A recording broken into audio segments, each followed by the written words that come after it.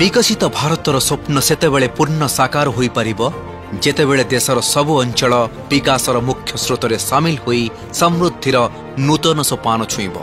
एही लक्ष्य को साकार करिबा दिगरे एक बलिष्ठ पदक्षेप हेउची आकांक्षी जिल्ला कार्यक्रम।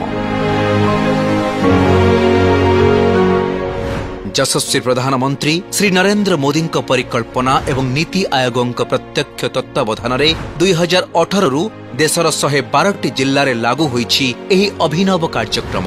ता भितरे ओडिशार 10टी जिल्ला रहिछि। आकांक्षी जिला अभियान ने देश के 112 जिलों में 25 करोड़ से ज्यादा लोगों का जीवन बदल दिया है। क्वालिटी ऑफ लाइफ में बदलाव आया है, ईज ऑफ गवर्नेंस में बदलाव आया है। देशर सामग्रिक विकास लगी आकांक्षी कार्यक्रम एक नुआ मंत्र पलटिछि। केंद्र और राज्य मध्यरे बलिष्ठ समन्वय सहित प्रशासनिक दक्षता वृद्धि एवं नागरिक मानक सहभागितारे एही कार्यक्रम को साकार रूप दिया जाउछि।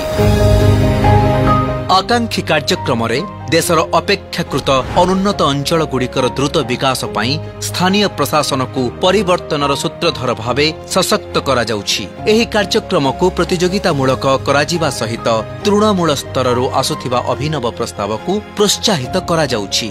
विकासर एही धारा को अनुध्यान करिबा पाई नीति आयोग 5टी प्रमुख क्षेत्र धार्य करिसंती। आकांक्षी जिल्ला कार्यक्रम विशेष सफलता को आधार करी 2023 रु देश में आकांक्षी ब्लॉक कार्यक्रम लागू करा जाइछि। ओडिशार मोट 16टी जिल्लार 29टी ब्लॉक एतिरे सामिल होइथिला। मान्यवर मुख्यमंत्री प्रस्ताव को ग्रहण करी नीति आयोग ओडिशार आहुरी 11टी ब्लॉक को आकांक्षी ब्लॉक भावे घोषणा करिसंती। एथिसह ओडिशार मोट आकांक्षी ब्लॉक संख्या 40 रे पहुंचीछि।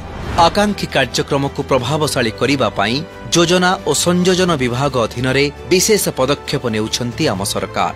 राज्यर समस्त आकांक्षी जिल्ला पाई केंद्र सरकार स्वतंत्र प्रभारी नियुक्त करिथिबा बेले ओडिशा सरकार अण आकांक्षी जिल्ला जेउथिरे आकांक्षी ब्लॉक अंतर्भुक्त सेही जिल्ला गुड़िक पाई मध्य अधिकारी नियुक्त करी कार्यक्रमर अग्रगति को सुनिश्चित करुछंती।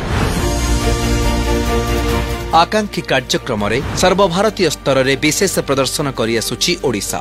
विकासर विभिन्न सूचकांक को छुई राज्यर आकांक्षी जिल्ला गुड़िक 165 कोटी एवं 6टी आकांक्षी ब्लॉक 10 कोटी रु अधिक पुरस्कार राशि पाई पारिछंती।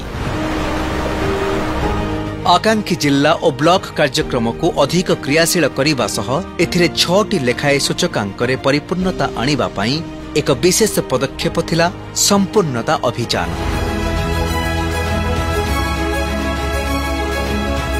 2024 जुलाई 1 रु सेप्टेम्बर 30 तारीख पर्यंत सारा देश रे विभिन्न सचेतनता और जनसहभागिता आदि कार्यक्रम व्यापक भावे आयोजन करा जाइथिला। एही कार्यक्रम रे 8टी आकांक्षी जिल्ला और 25टी आकांक्षी ब्लॉक 3 रु अधिक सूचकांक रे परिपूर्णता हासिल करिसंती। श्रेष्ठ प्रदर्शन करिथिबा आकांक्षी